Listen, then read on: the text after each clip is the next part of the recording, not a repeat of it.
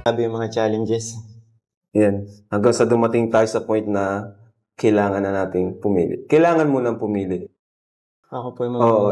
Kaya pinapunta kita ngayon kasi biglaan din ito. Gusto ko mag-decide ka na ngayon din kung sino ba talaga yung gusto mong makasama sa vlog, mga partner, tandem. Nakapag-decide na ako. Kala ko wala ka. Siyempre, gusto lang naman din kitang surprising. Kaya, sorry kung nagawa ka to. Okay lang. Ha? Ang lungkot ko pa nga kanina eh, tapos... Anong nararamdaman mo ngayon? Masaya. Kaya po... Talaga? Oo! Kaya Ako po yung kanina. Ako yung kinilig.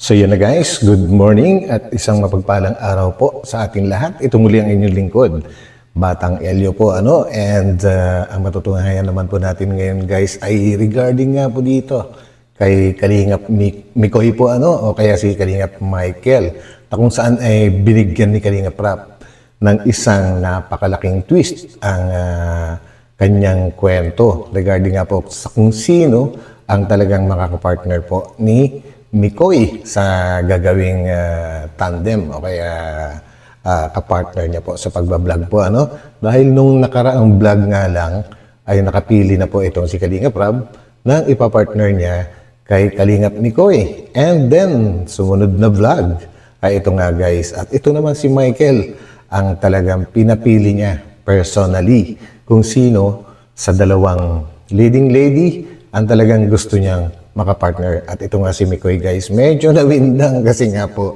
medyo mahirap po talaga na siya yung papipiliin dahil alam naman natin na ang dalawang leading lady ay meron na kagad po mga kanya-kanyang mga fans at mga followers po. Siyempre, meron at meron talagang magtatampo or masasaktan dyan, hindi maiiwasan. At kung si Michael nga po ang pipili, ay siguradong hindi siya makakaligtas sa mga controversies na mangyayari. So yung sabi ni Kalingap Rab, welcome sa Kalingap. Kasi sa Kalingap guys, alam naman po natin na punong-puno ng mga po dito, issues na kung saan naman ay nare-resolve din naman sa maayos na paraan. So yung samahan po ninyo ako. And huwag po natin kalimutan suportahan palagi ang buong team Kalingap. Sa pangunguna po yan ni Kuya Val Santos Matubang, Ate Edo Vlogs, and Kalingap Rab. So samahan ninyo ako. Let's go!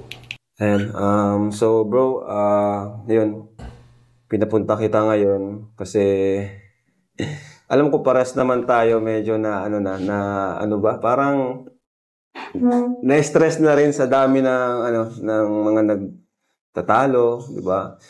And napag-isip-isip ko kagabi na kausapin na kita about dito. Actually, parang nararamdaman ko na nga po eh.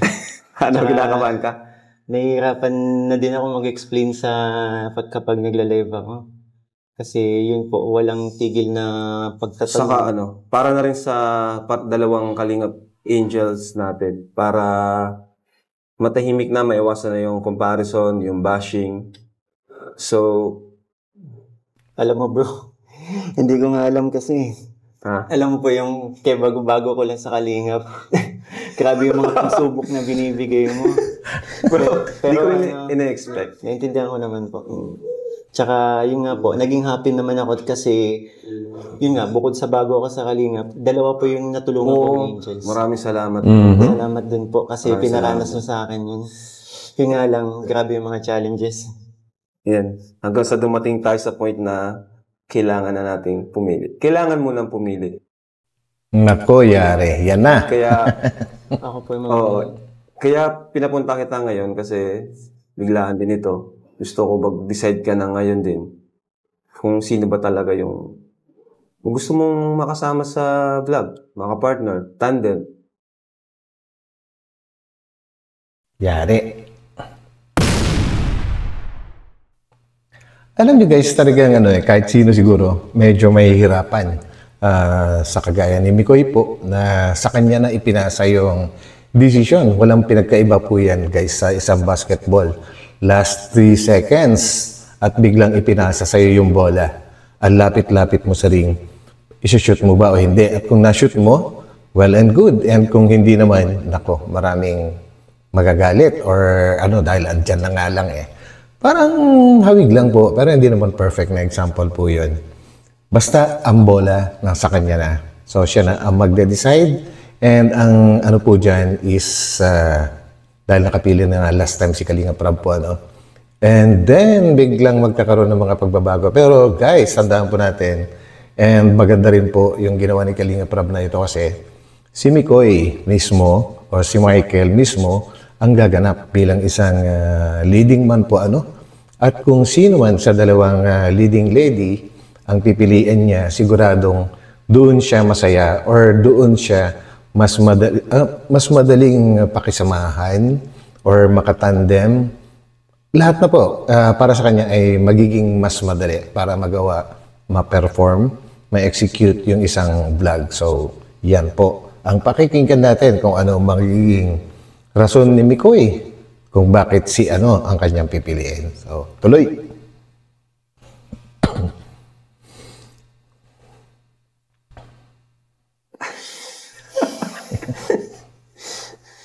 Bro, pasensya ka na. Kasi gusto ko ikaw pumili. Kasi alam kong ano, mas magiging magaan yung vlog natin kapag gusto mo yung kasama mo sa vlog. Yung ka-team mo. There you go. Yes. And Kalinga Prab, ano ba? kaya mo yan, bro. Grabe, sige lang, isip ka lang, hindi kita minamadali. Gusto niyo po kasing malaman kung ano yung nararamdaman ko. Kasi, yun po, magkaiba kasi silang dalawa. There you go, guys. Yung, alam niyo yung vibes po ng dalawa. Magkaiba talaga. Magkaiba talaga. And, yun nga, kahit sinasabi niyo po na tandem lang kami, eto, unahin natin si Krista. Kahit sinasabi niyo po na tandem lang kami, sobrang masaya ako kapag nagva-vlog tayo dahil yun, mga kulitan, masaya. Nadadamay po kayo kapag doon sa ginagawa namin eh. That's one point for Krista, And kay guys. Eden naman, for me napaka-challenging nung hinarap ko si Eden kasi sa pagiging tahimik niya. So parang ang gusto kong maging goal ko, gawin siyang yung parang baguhin siya, maging masaya. Kaya And yun yung isa sa pinakamahirap sa lahat, guys, na baguhin mo yung isang tao po, Kung si Eden ay hindi siya ganun ka-jolly, hindi siya ganun ka-masayahin, ang hirap naman pong baguhin po, dahil yun talaga yung totoong pagkatao niya. And pag hindi naman po binago ni Kalingap Mikoy, yung ganun, bilang si Mikoy nga po kasi ay isang, baga may kakulitan, medyo masayahin na tao. So, maganda na magiging ganun din sana yung magiging katandem niya. At ito si Eden nga po ay kailangan pang baguhin. So, medyo, medyo mahirap gawin. Tsaka, mismo si Eden, hindi rin niya basta-basta magagawa yun na baguhin niya yung pagkatao niya. So, that's one reason. Good reason, di ba? pareho ko pong like minahal na yung ginagawa ko. Kaya, for me po talaga sobrang hirap. Pero kailangan actually, may mga nagsasabi na ako daw yung may karapatang pumili. Totoo po. Pero, Totoo. Gusto ko rin kasi malaman kung ano sa'yo. Kung yung nararamdaman mo, kung sino ba talaga yung gusto mong makasama sa vlog natin. So yun guys, balikan lang natin yung nakaraang vlog po ni Kalinga Prab na kung saan po ay sinabi niya kay Michael na nakapili na nga po siya. Dito nga po guys, maigsi lang po ito. So bago tayo mag-vlog kay Eden, gusto ko lang sabihin sa'yo na nakapag-decide na rin ako. Talaga? Ano po? Anong desisyon? Kinakabahan ka ba o anong na-feel mo? Siguro po, may kakaramdam din ako na lungkot kasi syempre, malulungkot ako kasi syempre, Kung sino yung hindi mapili. pero may happy point. din naman po ako kasi, yun nga, makaka-focus na tayo sa, diba? Dun kung sino. And yun, yung mga sumusupport kung sino naman yung mapili nyo, mas yung parang hindi na sila magda-doubt na tuloy-tuloy na yung support nila, di ba po? Kaya okay pa din, kahit So, sino po napili nyo? marami tayong pinag-isipan, marami tayong kinonsider hanggang sa makapag-decide ako. At ang napili ko na ituloy is yung kay Eden. So yun guys, no? Napansin naman po natin kung ano yung reaction ni Kalingap Mikoy nung sinabi ni Kalingap Prab na si Eden. Hindi mo siya ganong makikitaan ng masayang-masaya siya at meron siyang binanggit na okay na rin. Kumbaga parang alam niyo na, ayokong bagitin yung exact word para doon, pero maintindihan na po natin yun, no? And ito na nga, tuloy po natin guys para mas maintindihan po natin. Hindi na pala ako magpa-practice kumanta. Natin. Yung gusto So yun na guys. At sa tingin nyo, sino naman kaya ang pipiliin ni Kalingap Mikoy sa pagkakataon na ito? Dahil kung may pipiliin si Mikoy, ayun na po, magiging talagang official na makakasama niya sa vlog. Yun. suportahan. Yun nga po, sinabi ko. Parehong Parehong deserve. deserve naman talaga. Wala tayong masabi. Yes, for me, ganun din guys. Pareho deserve. Pag ganito kasi dalawa ang susuportahan mo, hindi matatapos Naintindihan ko po. ang bashing, Kasi nga, yung ang comparison. kahit nga po Paninira, sinasabi di ko, ba? kahit sinasabi ko na hindi naman competition to eh. Kaya Yes. para Wala tayong magagawa. Magiging ganun talaga. Saka di ba sabi mo, may naninira na rin. ang bigat po. Ayun bro? lang. May nabanggit ka sa akin kanina, may sinisiraan na sa kanila. Opo. So, yun. You have to decide right now. Ayan na. Ito po Grabe. yung pinaka mabigat sa part ko. Sinabi ko na din to sa kanila. Alam ko. Alam ko, mayroong sasama ang loob kapag may pinili ako. Hindi maiwasan Dito yan ko guys. naiipit sa situation na ganito eh. Gusto ko yung And yun na nga po yung ginamit ko sa title ko guys, no, na si Michael ay parang naipit sa nag-uumpugang mga bato na kung saan ang mga bato na yun, ayun yung mga tagahanga po ng both yung magkaibang lady and yan, sakto. Yun nga po nararamdaman ni Michael. sabihin sa mga manonood na sa hindi ko man po mapipili. Sana po respetuhin natin. Wala eh. Ako na yung pinag-decide ni Kalingap Prab. So, kailangan na po talaga mamili. And mabigat po talaga sa part ko na mamili kasi pareho na po kayo napalapit sa akin. Kitang-kita ko po yung support ang binibigay niyo sa akin. Bawat vlogs, bawat episode, inaabangan niyo po. Sana po, once na makapag-desisyon na ako, sana maintindihan niyo po. Bro, nakapag-decide na ako. So yun na guys. And isang maganda naman po dito kay Michael guys ay napakababa din ng kanyang kalooban po. Kumbaga hindi niya basta-basta iiwan na lang yung isa kasi pareho nga pong deserving yun.